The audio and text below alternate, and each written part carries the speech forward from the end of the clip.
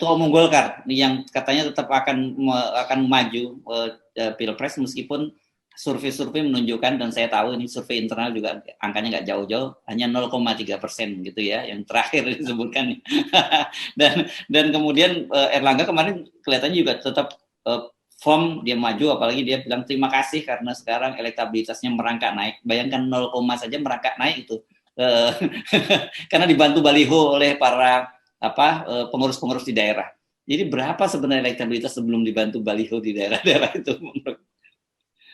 Jadi bayangkan orang yang startnya harusnya minimal 7-8% itu kan.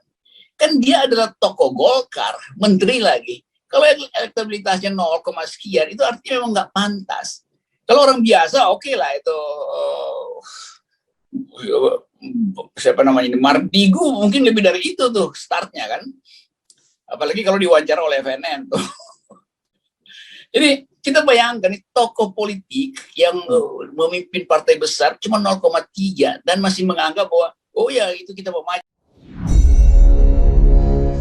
Mak dek jantung ini ketika Om Rocky ngomong tadi. Dia itu punya lidah api. Kalau ucapannya sudah terlontar, ntar nyalon beneran dan jadi itu si Mardigu. Bagaimana Om Rocky? Lah kan repot para all mind. Menurut pendapat saya pribadi nih ya, seperti nanti di tahun 2024, perpolitikan itu bukan masalah calon atau individunya siapa lagi deh. Yang lebih penting adalah konsep bernegaranya dan siapa saja tim di belakangnya yang mendukung dirinya. Kita mencontoh negara demokrasi Amerika. Jangan mencontoh Putin Rusia yang terus ubah undang-undang negaranya hingga saat ini Putin sudah 25 tahun menjabat, lalu dibuat hingga tahun 2036 Putin menjabatnya. Atau Xi Jinping yang awalnya di tahun 2013 adalah orang terpilih Politbiro, lalu di tahun 2017 dia mendapatkan mandat Presiden Tiongkok seumur hidup. Semuanya bukan berdasarkan demokrasi, namun autokrasi, dan tidak terjadi di Indonesia. Karena pemimpin yang sederhana, baik, dan merayat tersebut tidak gila jabatan, tidak ingin 3 kali, tidak ingin menambah 1 periode lagi. Tidak mungkin. Nggak mungkin pemimpin sekarang akan kemaruk jabatan, mabok pujian. Bukan, itu bukan dia. Jadi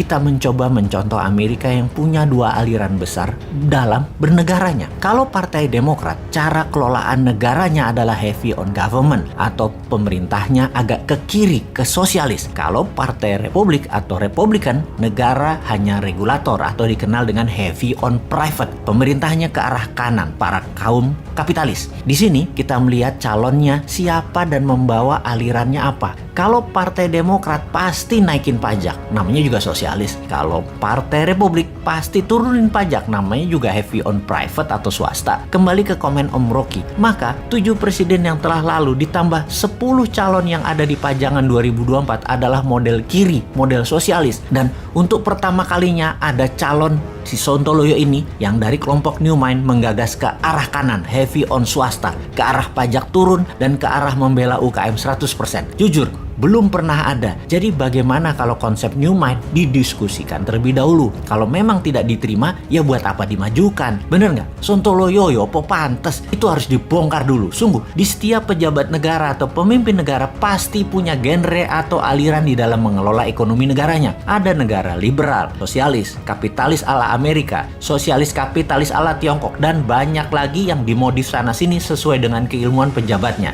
Kita coba fokuskan. Dalam pemerintahan yang sudah berjalan 3 presiden terakhir di Indonesia ini atau 20 tahun terakhir ini, posisi ekonomi bernegara masih mementingkan upper of pyramid atau elitis. Ini membuktikan bahwa di sisi ekonomi 3 pemerintahan terakhir mengadopsi sosialis elitis ala Partai Demokratnya Amerika dan ala komunis Tiongkok. Jadi dari kacamata awam, kita lihat para calon 2024 mulai dari oposisi, juga incumbent termasuk Pak Jokowi yang katanya sangat minat menjabat 3 kali walau saya katakan nggak mungkin karena beliau orang baik dan tidak rakus jabatan. Juga para gubernur yang akan menari di tahun 2024, para tokoh politik kental sekali dengan 3 genre terakhir politik selama 20 tahun terakhir alias sosialis elitis. Sosialis elitis adalah pro BUMN, dan pro-elitis membela oligarki. Di antara semuanya, tidak ada yang seperti Newmind yang pro-kapitalis bawah, kanan bawah, mendukung UKM, juga pro-kiri bawah, sosialis bawah, para buruh, nelayan, petani. Newmind punya new economic model, yaitu bottom of pyramid atau ekonomi akar rumput. Newmind fokus di bottom of pyramid, anti-elitis, anti-BUMN, anti-kapitalis elitis, anti-oligarki.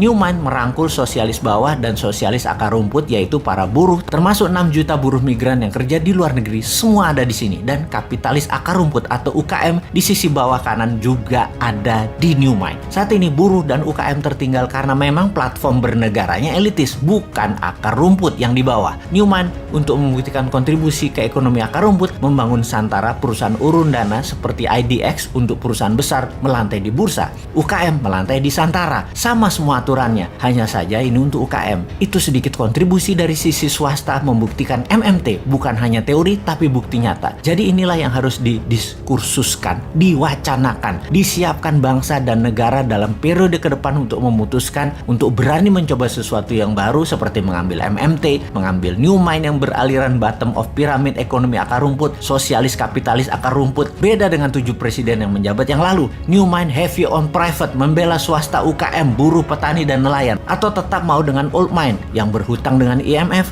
dan FDI-nya Tiongkok. Monggo dipikirkan dan diviralkan.